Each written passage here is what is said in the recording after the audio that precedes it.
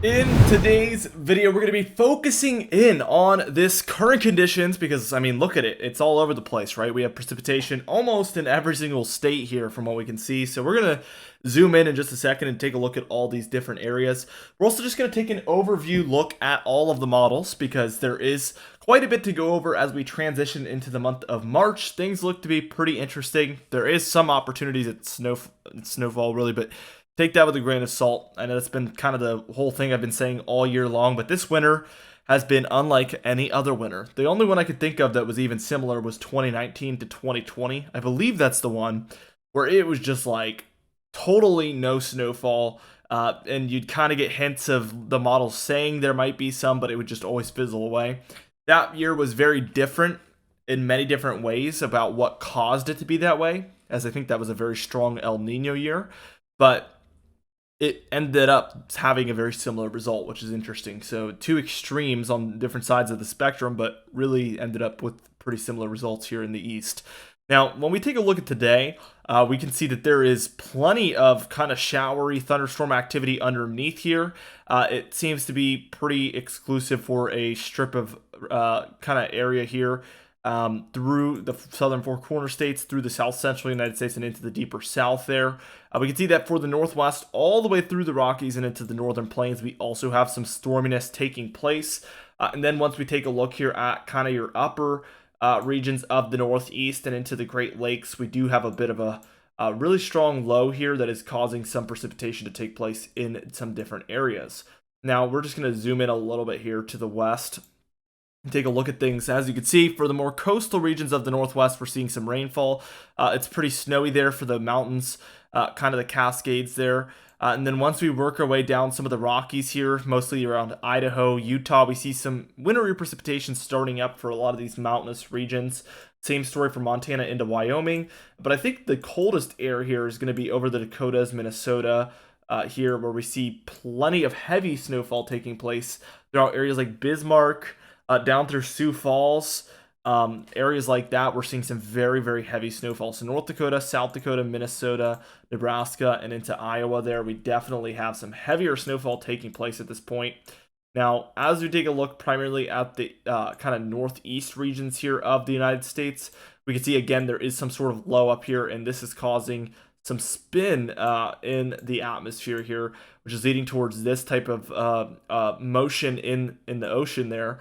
We can see that there is some snowfall definitely taking place for both the upper and lower peninsulas of Michigan, and then primarily it's going to be up here for Canada where we're seeing the heaviest snowfall with this one.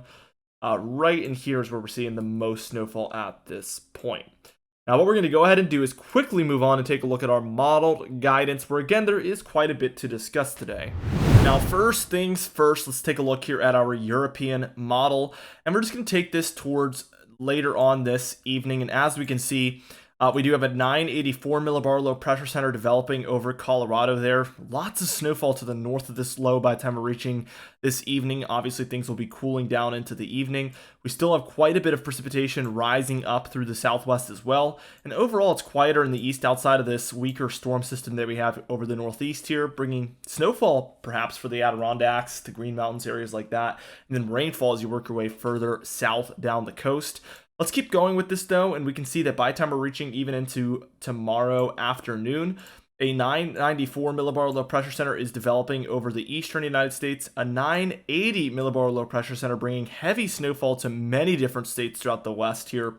This one in the east here has that cold front, warm front dynamic, so I think severe weather is going to be a threat underneath here.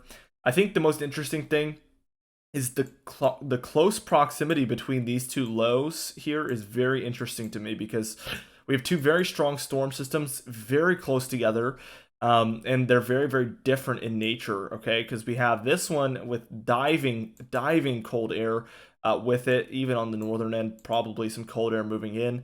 So no really true winning warm front here.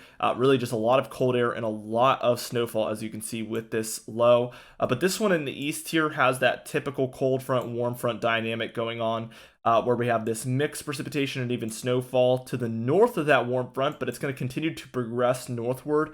And as this progresses northward, we're going to see this kind of rain snow line moving further and further northward with that warm front. So we see that taking place right there. and it just continues. We see that this low kind of breaks up over the east. We do continue to see snowfall over the upper Midwest and into the Northeast as well. Mostly just showery activity underneath here for a lot of the east, and we're left with some snow showers as well out west. Jet stream very extreme doing this. No real surprise here, as this has been the story of the entire wintertime, obviously. As we just continue this on, we see that southeast ridge continues to win. We do get a low right around February 26th here off the southeast, and also one kind of in Southern California here, bringing some snowfall to those Sierra Nevadas, even some areas of the state of Nevada there for a lot of those more hilly and mountainous regions there, even some of the deserts out there. That storm eventually transfers to the east here as a strong 973 millibar low pressure center there, bringing snowfall on the northern end here for Minnesota, the Dakotas as well. Cold front developing underneath, warm front right there. This would definitely be a big severe weather threat underneath, I would say, for Missouri, Kansas, Oklahoma, Arkansas, Texas there. Definitely would need to watch for that very, very closely. And even throughout the deeper south here around the 28th, we'd be watching for some thunderstorm and severe weather activity. We already have another storm moving in through the west. We continue to have a very strong storm here in the east, as this is still a 978 millibar low pressure center by the 28th. And this eventually just brings some broad low pressure. This is the primary low here, though, offshore of Maine. We have a little secondary low up there. And this leads towards, as you can see, snowfall throughout all of these areas. So that's right around March 1st. Definitely something to watch for. This also brings a brief cool down. Your jet stream is doing something like this. So we see a brief cool down in the east. A little bit of some ridging throughout the central United States here, or troughing out west as well. So we're seeing something setting up just about like this. As we just continue that on, we see another very strong storm developing over the central United States. Even has that cold front, warm front dynamic again. And that is a 982 millibar low pressure center, so a very strong low there. And this is developing very quickly for the earlier portion of March. So I think the theme here is outside of the temperature pattern, which won't fluctuate too much, mostly ridge in the east, trough in the west. I think the more interesting thing here is the amount of large storms that we see move through the central and into the eastern United States. Definitely looks to be a very, very strong storm period here for the upcoming 10 to 15 days. We're going to be tracking it obviously daily with you guys, so be sure to subscribe. Now, as we take a look at the total precipitation here, we could tell there's going to be storms moving through the northwest, storms moving down the coast as well for California there, bringing overall a lot of precipitation here out west. Now, also, we can tell that there's also going to be a lot of these rising storms through the east and the central United States. We see a lot of these taking place on the model run.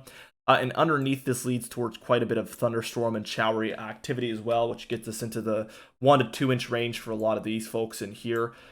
Definitely a very, very active period, both for the west and the east here that we can see. Now, total snowfall here, as you can see, this tells the full story of the jet stream. You can really see the jet stream here on your total snowfall map here. As you can see, warm bubble, warm dome over the east, not allowing any snowfall. But for these areas squeezed to the north where these lows will be moving through, multiple feet of snowfall, 1 to 3 feet, I would say, for a lot of these areas. Primarily, we're watching for this upper Midwest area here, and then also this kind of New England area, northern New England area, for those 2 to 3, even maybe 4 feet amounts, depending on where you're at. Definitely larger amounts of snowfall than we've seen over the course of pretty much the entire wintertime. Now, these areas out west expect even more snowfall than that, but that's not really a surprising fact or even really breaking news for that matter. These areas have been seeing it all winter long, so it's a little bit less notable. Probably a lot of you are wondering why I don't mention it. This has been the story of the year, so definitely not as noteworthy, but definitely just an incredible winter they've had out west. I'm sure all of the ski resorts have done excellent, and even seeing these coastal areas of California, Oregon, and Washington, seeing snowfall is a tremendous and extremely interesting thing to see here.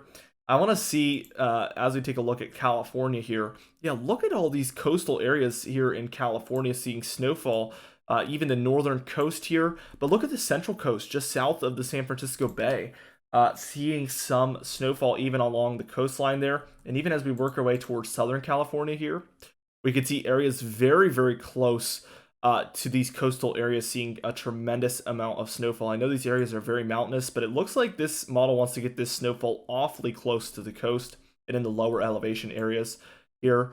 Definitely just crazy thing to see, in my opinion. Really interesting. And these large amounts as well up here for Northern California, up to a foot along this northwest coast of California. Certainly an above average amount for them they've seen this winter. Definitely really interesting to see there. Now the GFS model, we're going to work our way through this. We see pretty much the same thing. Now we're going to work our way towards the beginning of March there, where we get this very strong storm. You know, our European model had it rising up through here at the end of that model run. This model has it kind of trailing and heading off the east coast right here. So there is some differences here, but it is interesting to see the timing with a very major storm being pretty much right on par on both models.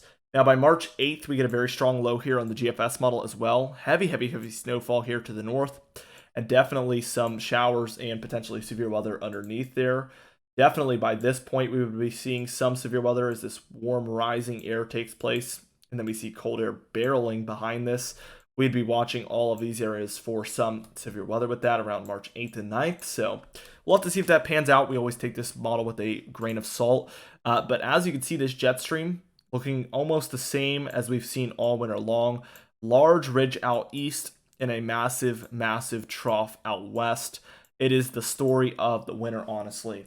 Just this pattern being so persistent. Now, let's take a look here at the temperature anomalies as we work our way through it. We just see this warmth in the east. This is by Thursday, where areas should see potentially record-breaking warmth. I know here in Virginia, it's expected to be in the upper 70s, if not the lower to mid 80s. So for February, that is incredible. Even for March, that would be incredibly warm. But for February, it is just so astounding to me. I just never experienced warmth like this during the winter until this winter. Now we do see some cold work its way down the coast here by the time we're reaching about the 25th, but that is going to be very short-lived as we see this ridge really fight back, and this southeast ridge is really winning out just like it has all winter. So we're seeing this still by this point. Even by the 1st, we see a brief cool down, so we see that some of this cold air is able to make its way into the east. But again, it's going to be so short-lived. And we really see primarily a warm up in the east here. And this model trends cooler and cooler as we reach into the 8th. But what I want to urge you to think about is we have about 30, I think it's 20 or 30 members here on our European ensemble model. So there is going to be a few members showing this cold in the east, but this is a mean average. So this is a mean average of all of those different members that are slightly different from one another. And obviously, as you reach 360 hours, you're going to get some showing cold. You're going to get some showing warmth. I'm not buying this yet for March 8th, the beginning of March being cold. We're going to have to watch and see, but I am not buying it completely yet. Just because, again, there's going to be members showing it. There's going to be some not. But using historical data that we've seen all winter long, it would kind of tell you that this is more unlikely than anything. But definitely it's possible. Anything a model shows is obviously going to be possible. But just using our knowledge of the previous few months, it definitely seems like the less likely outcome. We'll watch it closely, though. We will go over it every single day. We will get to the bottom of it. So be sure to subscribe. Again, daily uploads. Also, be sure to hit the bell icon so you get daily notifications when we upload. Also, like the video if you did enjoy it. Leave a comment down below, and I'll see you guys in the next video.